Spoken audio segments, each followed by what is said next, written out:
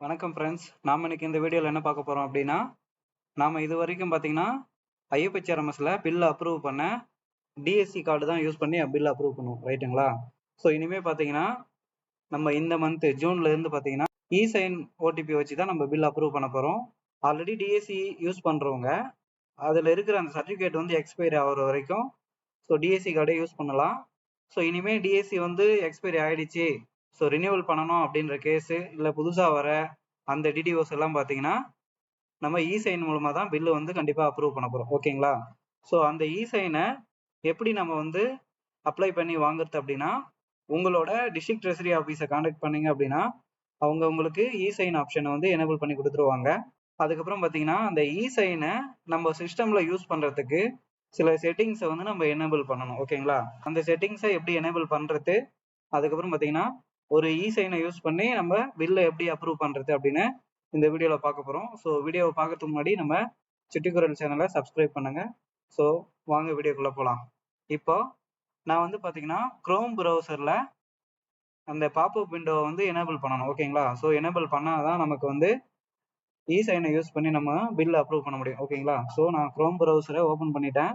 நீங்கள் browser open பண்ணிவிட்டு இந்த மாதிரி 3 கோடு இருக்குது இல்லைங்களா, இதை கிளிக் பண்ணுங்கள். கிளிக் பண்ணிவிட்டு ஸோ அப்படியே வந்தீங்கன்னா இந்த மாதிரி செட்டிங்ஸ்னு வரும், ஓகேங்களா? இந்த செட்டிங்ஸை கிளிக் பண்ணுங்கள். கிளிக் பண்ணிவிட்டு இங்கே ப்ரைவசி அண்ட் செக்யூரிட்டி இருக்குங்களே, ஸோ இதை கிளிக் பண்ணுங்கள். இதை கிளிக் பண்ணிவிட்டு இங்கே வந்தீங்கன்னா சைட் செட்டிங்னு இருக்கும், ஓகேங்களா? ஸோ அந்த சைட் செட்டிங்கை கிளிக் பண்ணுங்கள். கிளிக் பண்ணிவிட்டு அப்படியே டவுன் பண்ணீங்க அப்படின்னா இதில் பாப்அப் அண்டு ரீடைரக்ட்னு இருக்கும், ஓகேங்களா? ஸோ இதை கிளிக் பண்ணுங்கள். இதில் கிளிக் பண்ணீங்க அப்படின்னா இருக்கு பார்த்தீங்களா, இந்த ஆப்ஷன் வந்து நம்ம டிக் பண்ணி வச்சுருக்கணும், ஓகேங்களா? ஸோ கீழே இருக்கிற ஆப்ஷனில் இருந்தது அப்படின்னா இது வந்து பார்த்தீங்கன்னா டோன்ட் அலோ, இது வந்து பாப்அப் விண்டோவை அலோ பண்ணாது.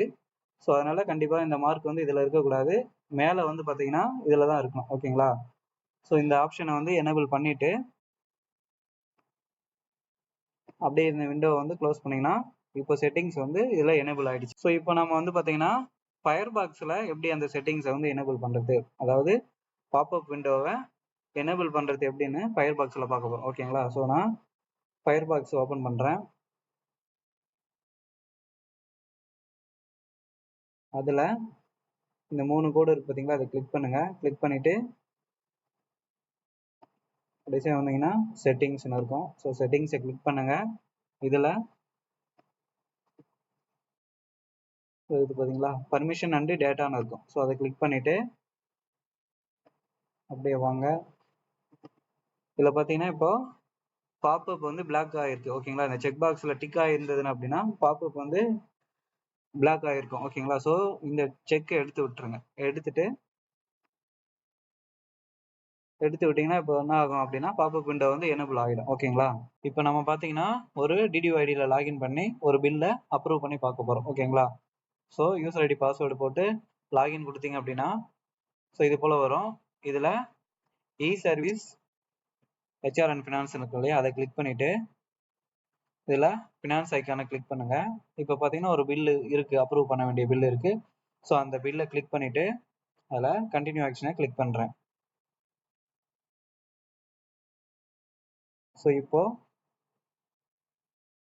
அப்ரூவ் ஐக்கானை கிளிக் பண்ணுறேன்.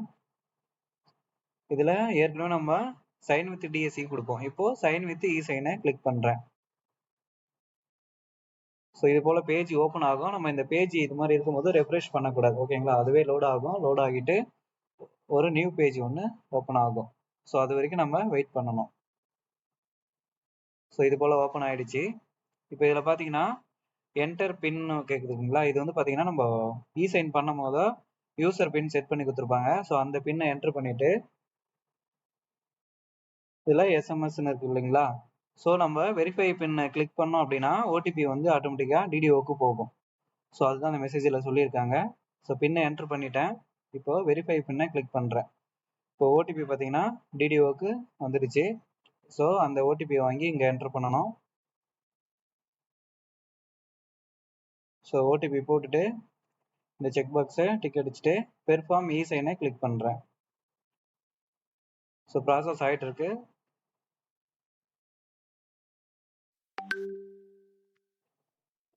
ஓகேங்களா? இப்போ பார்த்தீங்கன்னா நம்ம e-sign authentication has been completed successfully. Okay, நம்ம பில்லை வந்து அப்ரூவ் பண்ணிட்டோம் e-sign யூஸ் பண்ணி. ஓகேங்களா? இதுக்கப்புறம் பார்த்தீங்கன்னா சப்மிட்டட் பட்டன் வந்துடும். ஸோ டீட்டெயில் ஒரு முறை செக் பண்ணிவிட்டு சப்மிட் பட்டனை கிளிக் பண்ணுறேன். இப்போ டேட்டா ஹாஸ் பீன் சேவ்டு சக்ஸஸ்ஃபுல்லின்னு வந்துருச்சு. ஓகே கொடுத்துட்டு